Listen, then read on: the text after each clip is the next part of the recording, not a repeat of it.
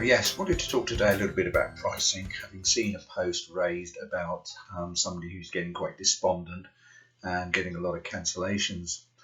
Cancellations have not necessarily anything to do with pricing. You can charge the highest price out there and you will still get cancellations. Cancellations are caused by other reasons.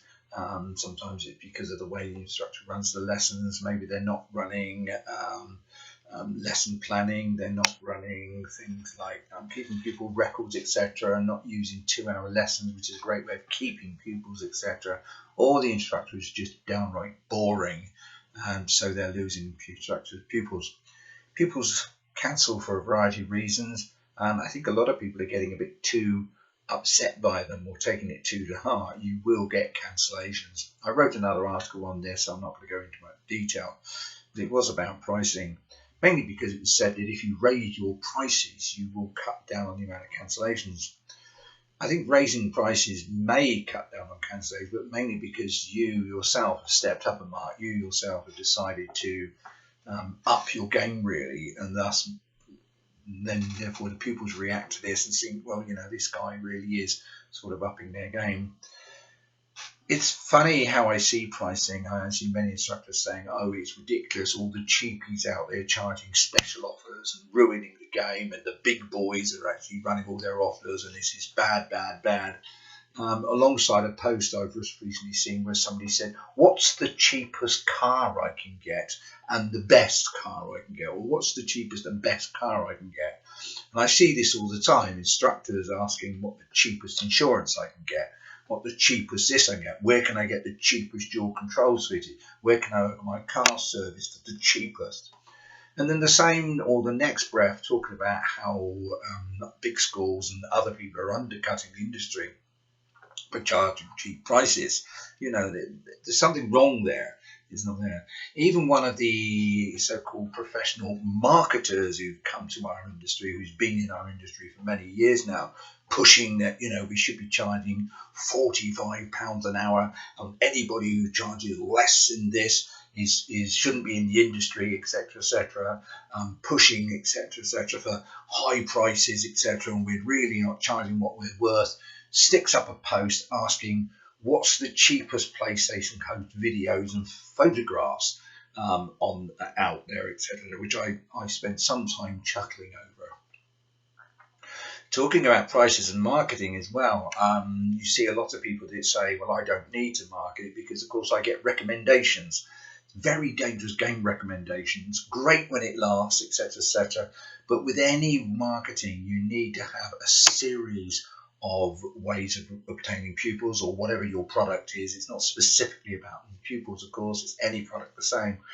If you're always looking just for recommendations, etc., and something happens, let's say a misguided pupil makes a complaint about you or something, or in your town where you live, something puts off a bad review or something, you could find that your entire market disappears completely overnight.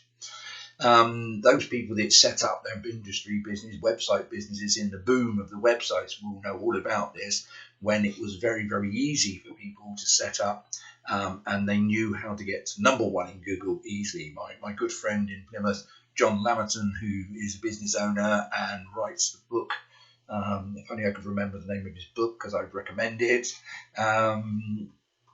I'll come back to it. He wrote the book and he said, how he was doing extremely well in the industry because, again, he could get his website or any website to number one and they just sat back and watched the money come in. And then, of course, overnight, Google changed its algorithms and suddenly their website's promoted to sort of page 6, page 7, or even gone. As they always say, if you really want to hide something so nobody will find it, put it on page 6 of Google. So you need a variety of different marketings, your websites, your obviously word of mouth website, in Facebook. You need your marketing to come from as many different corners as possible. And then should something go wrong, of course, it's not going to have a major impact on you. My own business works a little bit like that. I have income source coming from a variety of different ways. Back some time ago when the DVSA, well, not the DVSA, but the government did a U-turn on professional qualifications, and they were looking there, I was able to pick up my business and continue one of the other arms And what I've now done is substituted the other arm that disappeared by something else, and it keeps going. Anyway, just a little word really on pricing, etc. Just another point which just occurred to me, of course, as you know, I run a driving school and I look after some other driving schools as well, etc. I've got an area where my pricing is £31 an hour, and we are turning away 6 or 7 pupils each and every day. We haven't got the instructors, really. It's a shame, really, because there's a massive income for somebody coming on there. Whereas another area, we are really struggling to get £26 an hour. The market forces are lower, and it's not happening. We are raising prices a little bit. We just keep edging them up here and there where we can. We do use an offer, a very simple offer, which is just the first 2 hours, short-term offer with the instructor, but it really works. It puts what we call bums on seats. People come in, and that gives you another way of upping your prices as well, because sometimes pupils just want to see they've been with an instructor, they've been let down, they've had an instructor who shouts, who's really not helping them, they're really not sure, and they don't want to commit big money. So a simple offer for, say, whatever it is, 2 hours or £30, come and try me, puts them on the seat, and then you give them the most fantastic lesson of their life. They learn something, they realise the right view, and almost after that you can start writing your paycheck and telling them what you want. When I was a driving instructor myself, I was a very expensive driving instructor, and I used to do the first 2 hours for like 10 quid or even free very often. People would come in the car, they'd have a 2 hour lesson with me, they'd see it was a fantastic lesson, we would teach them something new, sort out a problem that they had, and at the end of it I would give them the price. Normally it was met with, yes, I can see why you're so expensive. I can honestly say I never lost anybody by price by doing that. The 2 girls down in Cornwall that worked for me for 10 years will also say the same. They have never lost anybody by doing the special offer, etc., etc. And they too have also said, don't worry about paying us for the first 2 hour lesson. It's really just a trial. See if you like me, see if I like you. Well, of course we like them. We like all our pupils. And it works.